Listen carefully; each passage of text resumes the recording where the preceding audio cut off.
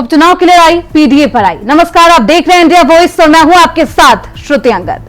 उत्तर प्रदेश में 9 सीटों में होने वाले उपचुनाव को लेकर सभी दलों की ओर से तैयारियां चरम पर है। पार्टी की ओर से प्रत्याशियों का ऐलान कर दिया गया है। इस बीच पोस्टर वोट भी शुरू हो गई। दो प्रमुख दलों बीजेपी और सपा के बीच पोस्टर घमासान चल रहा है। इसे लेकर सियासी बयानबाजी भी शुरू हो गई। राजधानी लखनऊ में बीजेपी और सपा दफ्तर के बाहर पोस्टर लगे जो काफी चर्चा में भी रहे। बीजेपी के दफ्तर के बाहर निषाद पार्टी के नेता की ओर से ये पोस्टर लगाया गया। समाजवादी पार्टी ने होर्डिंग लगवाई, उसमें लिखा ना बटेंगे ना कटेंगे, 2027 में नफरत वाले हटेंगे, हिंदू मुस्लिम एक रहेंगे तो नेक रहेंगे।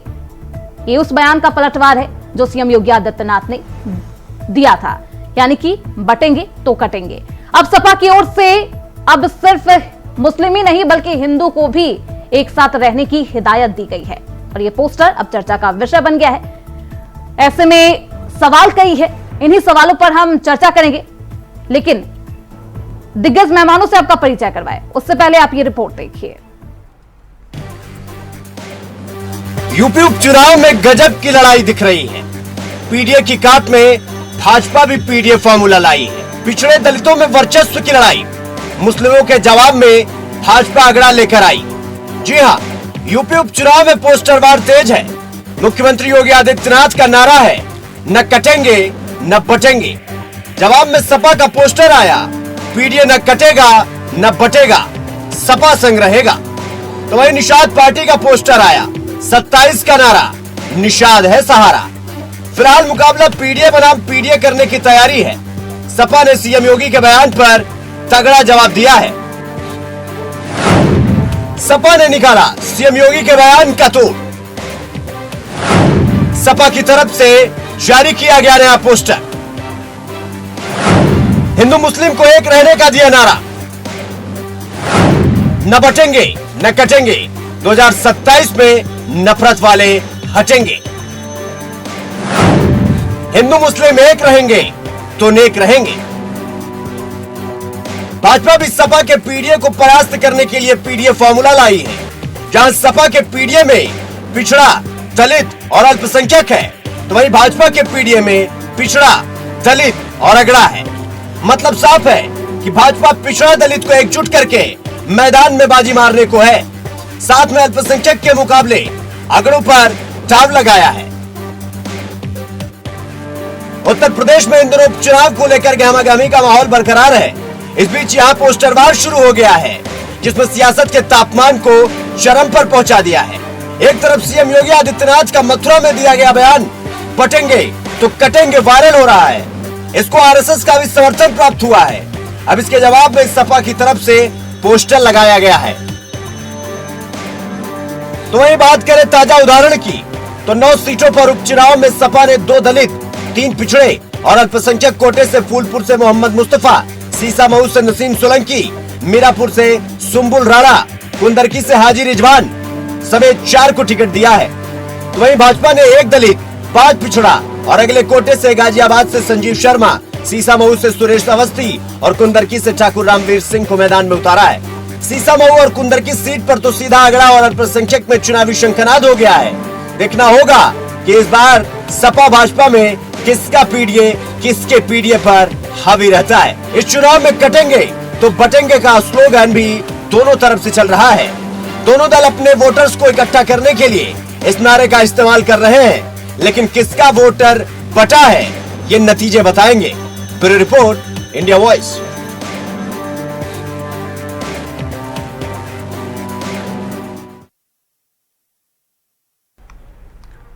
तो बटेंगे तो कटेंगे पर अब सियासत तेज है। पीडीए बनाम पीडीए की लड़ाई इस बार उपचुनाव में जनता को देखने को मिलेगी, क्योंकि बीजेपी ने भी जातिवाद की राजनीति करनी शुरू कर दी है। और इन्हीं तमाम सियासी गलियारों में उठ रहे तूफान पर आज हम चर्चा करेंगे। अपने मेहमानों से आपका परिचय करवा देते हैं। नवीन शर्मा है, नेता है बीजेपी के, अशोक तिवारी है, समाजवादी पार्टी के प्रवक्ता हैं, हरिनाथ उपाध्याय कांग्रेस के प्रवक्ता है। बहुत स्वागत है आप सभी का। नवीन जी, चर्चा की शुरुआत आपसे ही करूंगी। हिंदुत्व की बात करती है बीजेपी, विकास की बात करती है, लेकिन अब जातिवाद की बात करती हुई नजर आ रही है। सबसे पहले इंडिया वाइज के सभी दर्शकों को और प्रदेशवासियों और राष्ट्र के सभी लोगों को हैप्पी दीपावली, शुभ दीपावली, जय श्री राम। देखिए, सबसे पहले तो मैं जरूर बताना चाहूंगा, ये जातिवाद का जो ये शंखनाद किया था, ये तो विपक्ष ने ही शुरू किया था ना। अब तो आप भी उसी राह पर जाने लगे हैं जो आपने विपक्ष को कहा कि नहीं ये तो खराब रास्ते हैं, उसी रास्ते पर आप भी चलने की कोशिश कर रहे हैं। देखिए, मैं एक बात जरूर कहना चाहूंगा, हमारे गणमान्य लोग हैं विपक्ष पार्टी के, कि जो ये जातिवाद की संस्करण की भाषा ये लोग लेकर आए हैं। नहीं नवीन जी, तो गलती अगर विपक्ष करेगा तो आप भी करेंगे। अगर आप उसे पहले गलती बता रहे थे तो आपको नहीं दोहराना चाहिए।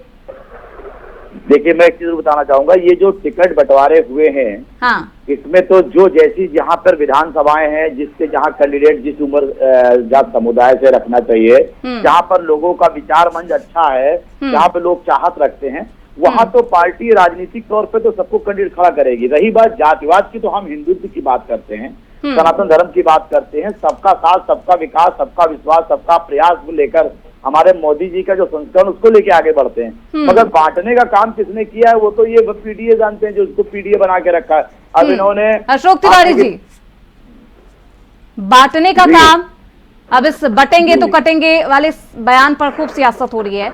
अशोक जी, इस पर समाजवादी पार्टी की तरफ से प्रतिक्रिया भी खूब आ रही है, चाहे वो शिवपाल यादव हो या फिर ये पोस्टर। नवीन जी का कहना है कि बटेंगे वाली जो राजनीति है वो समाजवादी पार्टी करती है। जी सुशी जी, हाँ, स्पष्ट रूप से उत्तर प्रदेश की जनता सारा कुछ समझ रही है। उत्तर प्रदेश की जनता को समझाने की जरूरत नहीं है। उत्तर प्रदेश की जनता ये जान नहीं है, और खास तौर से पिछड़ा अल्पसंख्यक और दलित वर्ग, विशेष रूप से दलित वर्ग, ये दलित वर्ग जान गया है, पिछड़ा जान गया है कि हमारा हक भाजपा में नहीं मिलेगा। भाजपा जो है एक तरह से जो हमारा अपमान जो हुआ देश के अंदर, प्रदेश के अंदर, उस अपमान को तो छोड़िए, हमें न नौकरी तक नहीं नसीब हो रही है। आज हमें जो है आरक्षण का हक नहीं मिल रहा है। सच्चाई ये है। तो पीडीए वाली काट को लेकर लोहे से लोहे को काटा जाएगा, बीजेपी तो यही स्ट्रैटेजी के साथ आगे बढ़ रही है। जी, मैं मुझे अपनी बात पूरी करने दीजिए। हाँ, भाजपा जो कुछ भी है, लेकिन इस समय जो दिखाई दे रहा है वो मनुवादी संस्कृति से और जो है पूंजीवादी संस्कृति से, सामंतवादी सोच से बाहर नहीं निकल पा रही है। नवीन और उसके जवाब में हमारा पिछड़ा खड़ा है और दलित खड़ा है खास तौर से, और अगलों में भी जो समाजवादी व्यवस्था चाहते हैं, कौन सी जो समाजवादी जी जिससे आप बाहर नहीं निकल पा रहे, ऐसे अगले भी हमारे साथ हैं जो समाजवादी आंदोलन के साथ हैं। जी, और महिलाएं जो महंगाई की मार झेल रही हैं, युवा जो नौकरी नहीं पा रहा है, किसान जो जीएसटी झेल रहा है और जो है एमएसपी की गारंटी नहीं पा रहा है, ऐसा किसान लाठियां खा रहा है। सवाल इस बात का है, आज सारे के सारे लोग, सारी उत्तर प्रदेश की जनता पूरी तरह से समाजवादी पार्टी के राष्ट्रीय अध्यक्ष माननीय अखिलेश यादव जी के साथ और इंडिया गठबंधन के साथ है, और इंडिया गठबंधन पूरी तरह मजबूत है उत्तर प्रदेश। नवीन जी, जवाब दीजिए। सबसे पहले तो मैं एक चीज बताना चाहूंगा, इंडिया गठबंधन एक मजबूरी का गठबंधन है इनका, और ये इन्हें भी पता है। तो ये पीडीए की काट जो आपने पीडीए निकाली नवीन शर्मा जी, ये भी मजबूरी का है, मंजूरी नहीं है, बट क्या करे लोकसभा चुनाव में जो देखिए टिट फॉर टैट, जैसे को तैसे को जवाब है। अब देखिए इनको जवाब दिया जा रहा है ना, ये जो अभी तक कहते थे कि हम सिर्फ उन लोगों के हैं, तो हमारी पार्टी भारतीय जनता पार्टी ने कहा कि हम सब लोगों के हैं। तो अगर हम सब लोगों को हैं तो मैं इनकी भाषा में बताना चाहूंगा, जैसे ही इन्होंने कह दिया पिछड़ा, दलित, अल्पसंख्यक, मुसलमान, इन्होंने सबको, हमने सबको उठा के एक साथ किया कि सबका साथ सबका विकास होगा। हमने जो जात की बात की तो धर्म की बात की, उसको तो फिर ये लिस्ट में जातिवाद क्यों? देखिए, अगर जात की बात की ही नहीं तो यहाँ कहाँ से गया? अब देखिए, जब से एक चीज स्पष्ट करना चाहूंगा मैं कि जो विधानसभाएं जिस समुदाय से लड़कर उनको विजयी होना चाहिए, जिस समुदाय को सम्मान अच्छा मिलना चाहिए, तो पार्टी ने उस समुदाय के अच्छे व्यक्ति को पार्टी अपना प्रत्याशी बनाया। Harinath Upadhyay ji, tit for tat से याद आया, हरियाणा में आपने समाजवादी पार्टी को कुछ नहीं दिया, उपचुनाव में आपको भी खाली हाथ रहना पड़ रहा है। अब सवाल यही है हरिनाथ जी, तो क्या उपचुनाव में कांग्रेस की तरफ से कोई दिग्गज नेता आएंगे चुनाव प्रचार करने? श्रुति जी, हाँ दीपावली की हार्दिक शुभकामनाएं अशोक तिवारी जी को और भारतीय जी, जनता जी। पार्टी के अच्छे प्रवक्ता नवीन शर्मा जी। अरे भारतीय जनता पार्टी के प्रवक्ताओं की से अलग है नवीन जी, हमने कई बार इनको देखा, और आपको भी और सभी दर्शकों को भी। आप देखिए, यह त्योहार हम भारत के सभी लोग जिस तरह से एक होकर मनाते हैं और भारत की एकता और अखंडता का प्रतीक बनाते हैं, उसी तरह से इंडिया गठबंधन का नारा है, न हम बटे न हम कटे। हम जो आप इंडिया गठबंधन की बात करते हैं वो पीडीए की बात है, वो गरीब आदिवासी और लेकिन मुझे हरिनाथ जी ये बताइए, अगर डर नहीं है, खौफ नहीं है, तो बटेंगे और कटेंगे ये वाला बयान तो सीएम योगी आदित्यनाथ ने दिया था। फिर इस बयान पर आप लोग इतना क्यों दबाव डाल रहे हैं, क्यों प्रेशर कर रहे हैं, इसको क्यों सुर्खियों में ला रहे हैं? नहीं डर है तो आप अपना चाल चलिए ना, फिर वो चाल चलिए जो आपको लगता है सही है, वो बयान दीजिए। उन्हीं के बयान पर उन्हीं को सुर्खियां बटोर रहे हैं। हाँ तो आप ही बोल लीजिए तब। नहीं हरिनाथ जी, सवाल तो पूछा जाएगा ना। सवाल आप पूछिए, मैं जवाब तो दे रहा हूँ। हाँ बोलिए। देखिए, देश की आजादी के समय से ही एक नफरती शक्तियां देश को बांटने का काम करती रही है, जो आज तक चल रही है, और इस समय वर्तमान में इनका मनोबल बढ़ता गया है। देखिए, इस पीढ़िया की बात करते हैं, इनके उस पीढ़िया में वो मोहित पांडे कहा जाता है भाई? मोहित पांडे पर जिस तरह से अत्याचार हुई, नवीन शर्मा जी, उसकी मौत हुई, वो क्या वो पीढ़िया का अंग नहीं था, इनके पीढ़िया का अंग। वो अमन गौतम की बात नहीं करेंगे जो थाने कस्टडी में मौत हो जाती है। उत्तर प्रदेश में एकदम जंगल राज है, हम बता रहे हैं। ये हरियाणा में नवीन शर्मा जी अंग के खिलाफ बांटने का काम करते हैं, उत्तर प्रदेश में जाटों को बांटने का खिलाफ करते हैं, उत्तर प्रदेश में यादवों को अन्न से बांटने का काम करते हैं, ब्राह्मण को तो रख कर खत्म करने की काम करते हैं। नवीन शर्मा जी, मोहित पांडे जी, सोचिए मोहित पांडे, हाँ विकास की बात करते करते लोगों को दबाने की, कुचलने की बात कर रहे हैं आप लोग। मोहित पांडे विकास दुबे जैसा, और ये पीडीए की जो आपने अभी बोली ना कि टिप को टैग कर रहे हैं हम लोग, नवीन जी जो टिप को टैग कर रहे हैं वो बस इसलिए कर रहे हैं कि आपको वोट बैंक साधना है। कोई मतलब नहीं है। हाँ नवीन जी जवाब दीजिए। गाँव पर नफरत फैला के राजनीति को वोट देते हैं उत्तर प्रदेश की जनता। हरिनाथ जी जवाब सुन लीजिए, वापस आऊंगे आपके पास। देखिए, सुनना चाहिए आपको। आपने अभी नाम लिया विकास दुबे का। विकास दुबे कुख्यात अपराधी था, ठीक है, और उसके बाद जो और सुन लीजिए, आपने एक अच्छे व्यक्ति को मोहित पांडे का नाम विकास दुबे के साथ मानव को बहुत दुख देने की बात आपने कैसे बात कर दिया? और वही मोहित पांडे जी जो भी जांच में अफसर दोषी पाए जाएंगे, माननीय मुख्यमंत्री जी के संज्ञान से उन्हें सजा दी जाएगी, कानून अपना पूरा काम करेगा। आप सुनने की ताकत रखिए। आप पहले देखिए कि आपने कहा क्या है, आपने किसका नाम ले लिया। आप मृतक मोहित पांडे एक व्यक्ति, एक व्यापारी है, और उनके साथ सरकार ने 24 घंटे के अंदर जांच की, निलंबित किया, और जांच के साथ जो अधिकारी जा रहा है उसको सजा मिलेगी। उसको मारा गया, किसके फोन पर उसको प्रताड़ित किया गया? आपको उपाध्याय जी, आपको कानून पे भरोसा नहीं है, कानून पे भरोसा नहीं है, फिर आप कानून पे भरोसा नहीं, कानून का राज होगा तब भरोसा रहेगा। कानून का राज, कानून का राज होगा, जंगल राज चल रहा है भैया नवीन, कानून का राज होगा, जंगल राज चल रहा है, जंगल राज, कोई जंगल राज नहीं। अशोक तिवारी जी जी, नवीन जी कहना चाहते हैं कि आपके सहयोगी दल को कानून पर भरोसा नहीं है। नहीं, कानून पर भरोसा ऐसी बात कह रहे हैं, गलत कह रहे हैं। वो आदरणीय उपाध्याय जी, मोहित पांडे का कैसे मारा गया, वो कितनी निशंस हत्या हुई उसकी, इसकी बात कर रहे हैं। उसका जवाब देना चाहिए इनको, जवाब नहीं दे पा रहे हैं। मोहित पांडे को मारा गया, ऐसे तमाम ब्राह्मण मारे जा रहे हैं, और ये सरकार हाथ में हाथ धरे बैठी है। कोई सवाल इस बात का, हर वर्ग प्रताड़ित है, ब्राह्मण भी प्रताड़ित है, दलित प्रताड़ित है, पिछड़े प्रताड़ित है, किसान प्रताड़ित है, चलिए अगर समाजवादी पार्टी को महिलाएं प्रताड़ित है। आज बाढ़ आ गई है बलात्कार की, महिलाएं शासन फेल हो गया है, शासन फेल हो गया है, और कानून व्यवस्था के चरम स्थिति खराब हो गई है। हमारी महिलाओं की आज कानून व्यवस्था है ही नहीं। सरकार में मिला है, उत्तर प्रदेश में जंगल राज है। आपके मुंह से समाजवादी पार्टी के तरफ जो बड़े बड़े नेता अभी कुछ महीने पहले इसी डिबेट पे चर्चा में थे, आप नवाब मलिक जैसे लोग जैसे आके बैठे हैं, आपके जितने बड़े बड़े जो ब्लॉक प्रमुख टाइप के नेता जिनको आपकी पार्टी का संरक्षण मिला है, जिन्होंने महिलाओं के साथ क्या किया है, आपने डीएनए की जांच की मांग की थी। अब कैसी बात कर शासन योगी महाराज का है और योगी जी का शासन पूरी तरह से फेल हुआ है, प्रशासन फेल हुआ है। आज कानून व्यवस्था जिससे अनियंत्रित है, आज पूरे प्रदेश भर में चल रहा है, कानून राज चल नहीं रहा है।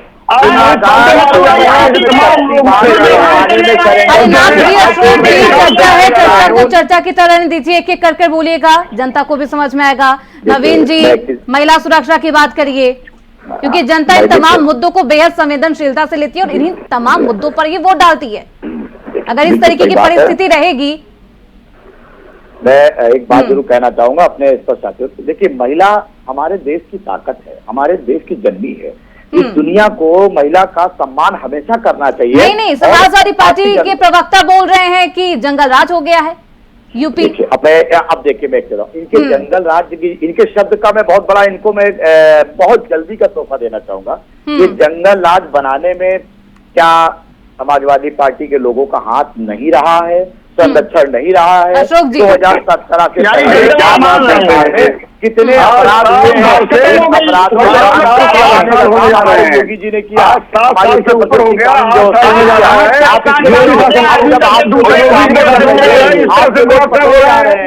कानून आप ऐसा बता हुए हैं। अब आप लोगों को कभी कहीं निकल रहा है, इसमें जो है इतनी बड़ी घटना होती है, पुलिस हाथ पे हाथ धरे रहती है, पुलिस करती ही नहीं है। देखिए, गाइडलाइन तो है, हाथ पे हाथ गाइडलाइन है।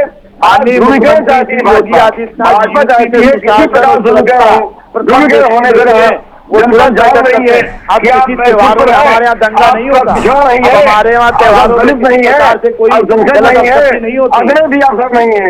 आपको और आपको ब्राह्मण भी अवसर नहीं है, ब्राह्मण भी नहीं हमारे यहाँ। अब आप क्या करेंगे? परशुराम भी नहीं है, आज कायस्थ का भी जो है दलित जय प्रकाश नारायण का जिस तरह हमारे साथ कायस्थ पर सोच रहा है प्रधानमंत्री। नवीन जी, अशोक जी, कौन किसके साथ है? जनता किसके लिए क्या कुछ सोचती है? नवीन जी, वक्त जल्दी बता देगा, जनादेश आएगा, आप भी देखिएगा, सभी देखेंगे। अशोक तिवारी जी, समाजवादी पार्टी हरियाणा में प्रचार करने नहीं गई, कांग्रेस उपचुनाव में क्या आएगी? क्योंकि जिस तरीके से समाजवादी पार्टी को लेकर, उनके प्रमुख को लेकर, अखिलेश यादव को लेकर बयानबाजी की गई, उसके बाद कांग्रेस क्या यूपी उपचुनाव में चुनावी प्रचार करेगी, समर्थन देगी? समर्थन की बात की है। देखिए श्रुति जी, कांग्रेस का एक एक कार्यकर्ता, एक कार्यकर्ता बूथ स्तर पर हमारे साथ है। कांग्रेस का कार्यकर्ता, कोई दिग्गज नेता, कोई वरिष्ठ चेहरा, कांग्रेस के प्रभारी बनाए गए हैं। यहाँ तक कि हर उपचुनाव में सभी विधानसभा क्षेत्रों में कांग्रेस ने अपने प्रभारी भेजे हैं। कांग्रेस वर्क कर रही है, कांग्रेस की टीम पूरा काम कर रही है और कांग्रेस खुले दिल से हमारे साथ है, इसमें कोई दिक्कत नहीं।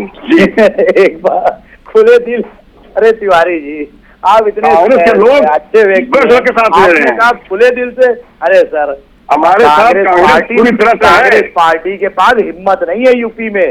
हरिनाथ जी, पार्टी से नवीन शर्मा जी कह रहे हैं कि आप लोग के पास हिम्मत नहीं है। खुले दिल। अभी जो 2 सीट दी गई खैर और गाजियाबाद की, वहाँ पर आप चुनाव लड़ने से मना कर दिए। हाँ, लोकसभा के चुनाव में 33 सीट पर हम और आज तक बताना चाहूंगा, वो जो खटा खर्ची आपकी योजना थी, जनता के साथ धोखा दिया, जनता के साथ धोखा दिया है। 1-1 लाख के फार्म, 2-2 लाख के फार्म देके आपने 1 जुलाई को खड़ा कर जनता को भ्रमण करना, जनता को भ्रमित किया आपने, जनता को भ्रमित किया। उपाध्याय जी, छल से जीती हुई विजय नहीं होती, छल से जीती हुई विजय नहीं होती। आपने रावण की तरह सीता का हरण किया, ऐसे ही जिस प्रकार से 2024 के चुनाव में आपने यूपी की जनता को कहा खटाखट की योजना में आपने कल किया हमारे यूपी की जनता से, वो बेचारी भ्रमित हो गई, आज पछता रही है कि हमने क्या कर दिया। और ये रिजल्ट आप देख लीजिएगा, यूपी के 9 सीटें भारतीय जनता पार्टी के हाथ में आ रही है, इसका संकल्प लीजिए। और यही मैंने आपको हरियाणा चुनाव में भी कहा था कि हरियाणा में सरकार हमारी बनेगी, आपने कहा गायब हो जाएंगे, आ गए हरियाणा में अशोक जी आपने जीता है, ये पूरा देश जानता है। अरे अभी आपने नवीन शर्मा जी, हरिनाथ उपाध्याय जी, अशोक जी क्या टिट फॉर टैट करेगी कांग्रेस आपके साथ भी, जैसा आपने किया बर्ताव? देखिए ऐसा है, क्योंकि गठबंधन में उठापटक की खबरें तो लगातार सामने आ रही है। हाँ, कांग्रेस के साथ हमारा बहुत सौहार्दपूर्ण गठबंधन है। हाँ। और कांग्रेस एक राष्ट्रीय पार्टी है, राष्ट्रीय स्तर पर गठबंधन है, उत्तर प्रदेश में भी गठबंधन है, और पूरी तरह से हम लोग सौहार्दपूर्ण वातावरण में काम कर रहे हैं, पूरी तरह से। और हमें कोई शिकायत नहीं है, कांग्रेस को हमसे कोई शिकायत नहीं है। कांग्रेस और इंडिया गठबंधन कौन किसके साथ होता है, और क्या पीडीए की काट बीजेपी ने जो पीडीए ढूंढा है क्या वो सफल रहती है, उनकी ये योजना देखना अहम होगा। समय का अभाव है। नवीन शर्मा जी, अशोक तिवारी जी, हरिनाथ उपाध्याय जी, आप सभी का बहुत शुक्रिया चर्चा में बने रहने के लिए।